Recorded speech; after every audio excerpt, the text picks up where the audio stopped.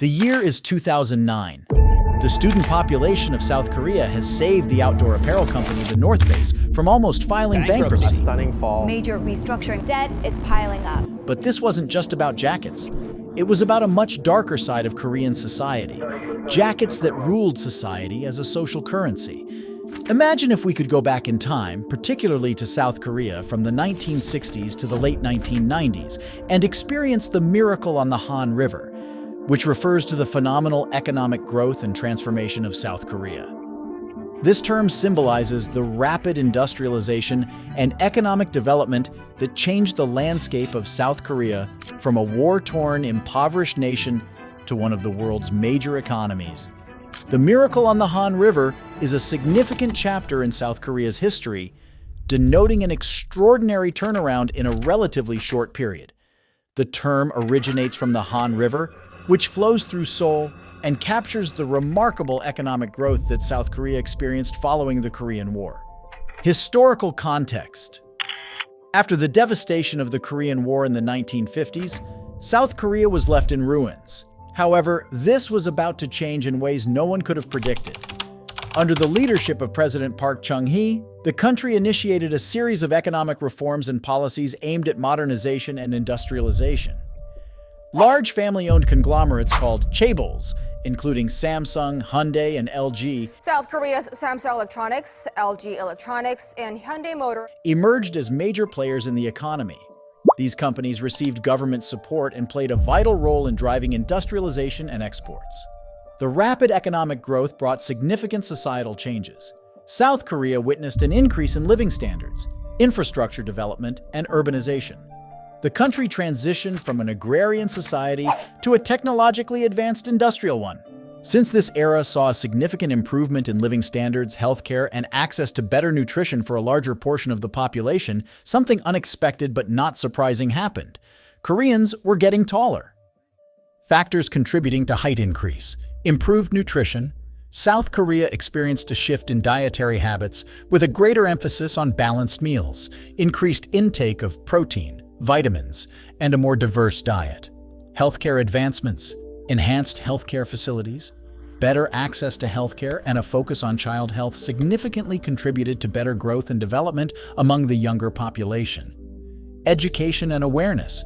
Increased education and awareness about the importance of a healthy lifestyle, proper nutrition, and regular exercise have been influential in promoting overall health and, consequently, improved height. Economic development.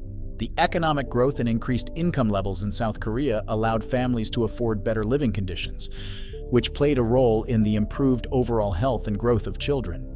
The economic growth also allowed the families to have more disposable income. Now, you may wonder how jackets swooned a whole population and became a status symbol tied into all this. Well, back in 2009, the North Face jacket became the #1 bestseller for outdoor wear. Initially known for their practicality and warmth, the North Face jackets found favor among South Koreans due to their high quality and ability to hold heat. However, as these jackets gained popularity, they transformed into status symbols, fueling a culture of materialism and class-based distinctions. The different designs and price differences created an unintentional hierarchy, leading to a clear association between the price of the jacket and the wearer's social status. A competition amongst the youth slowly started to erupt as it became a race based on who could afford the more expensive jacket. Rankings were created, and at the bottom of the list was the Nuptse 2 jacket at around $220 worn by the outcasts and so-called gang members.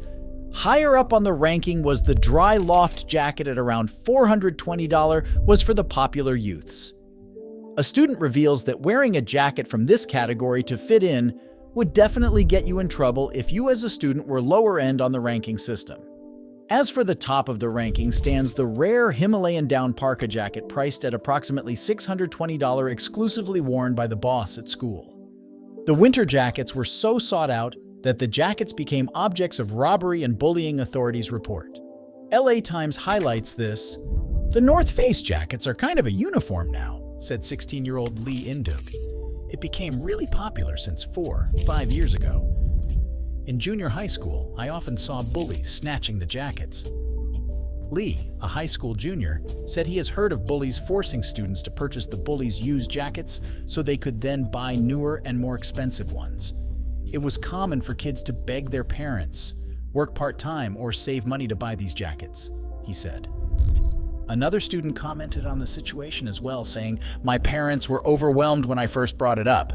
Bang Min-wook, 14, mentioned about buying the jacket, "But I kept asking and they finally gave in. Everyone has one and I had to have it," he adds.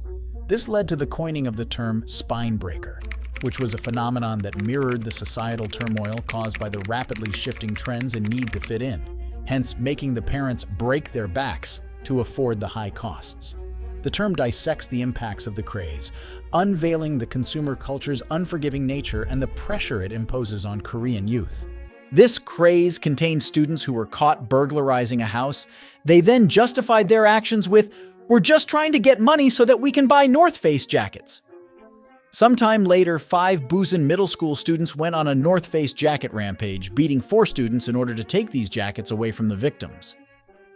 "I wanted a North Face jacket," was the explanation that was given to the Busan police by one of the perpetrators. In fact, the craze over the jackets made Korea the second largest consumer for the North Face. Founder of the company Do Tompkins ironically believed it was due to Korea's mountain-rich geography and hiking culture, when in reality, it was a student population behind the sudden rise.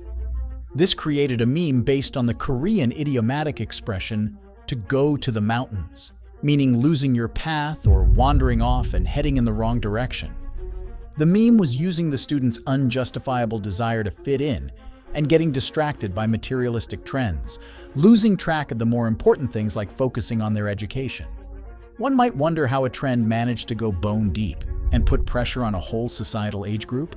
The CIA states that South Korea is a country that is highly homogeneous, making it a part of monoculturalism, which is the policy process of supporting, advocating, or allowing the expression of the culture of a single social or ethnic group. Meaning that the population is very sensitive to trends. It doesn't take long after a trend has erupted to get picked up by the rest of the society to follow along.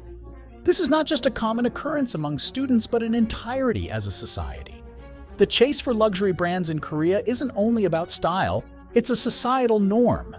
The world of K-pop icons and influencers often showcases them adorned in high-end brands. Beyond the stage, these brands have transcended the scene, getting embedded into the daily lives of ordinary Koreans.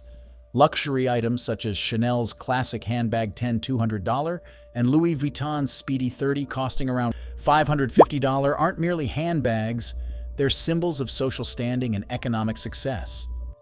The Kookmin University economics professor So Won-sok explains that Korea's economic strength has considerably grown since the mid-1980s, and overseas travel became allowed, enabling Koreans to explore the world of foreign luxury goods.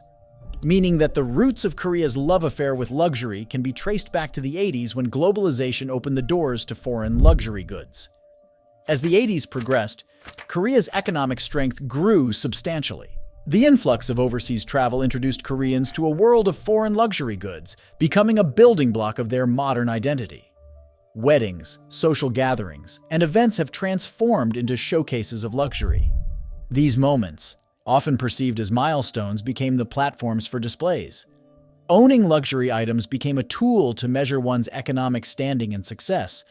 However, the pursuit of wealth through these branded items has a dark side, as this is not an easily attainable lifestyle for the majority of the population, driving some to resort to using knockoffs or counterfeits, perpetuating a false narrative. This is not just an occurrence within the general population, but also something that many celebrities feel like they need to do to keep up with their identity and appeal to the people that admire such a lifestyle. An example of this is Single's Inferno star Song G.A. that resorted to this, and when getting exposed angered a lot of netizens that she displayed a fake image of her wealth, painting a false narrative. This describes the phenomenon "the neighbor effect" in a Koreaboo article. Jeonbuk National University professor Kang Jun-man reveals that Koreans fall victim to this. Kang Jun-man is not alone in his opinion. BTS has been active in this discussion as well. BTS's Spine Breaker is a critical commentary on society's constant need for more, created by materialistic trends. The song resonates with the dangers stemming from the rise of North Face jackets from essential winter wear to symbols of social hierarchy in Korean schools. The class divisions, peer pressure, and rampant consumerism depicted in the song highlight the dark side of these trends and urges reflection on societal values and economic pressures, as previously mentioned. The Miracle on the Han River delineates South Korea's economic resurgence post-war, elevating living standards and contributing to a surge in average height and disposable income. However, the emergence of status symbols were becoming more and more prominent in society. Moreover, South Korea's societal landscape intertwines luxury brands with identity, nudging individuals towards counterfeit goods. How is it to reside in a society living in a constant race to become wealthier and more successful than the next person? How might society's values evolve in the face of materialistic pressures? Share your thoughts below, and thank you for watching.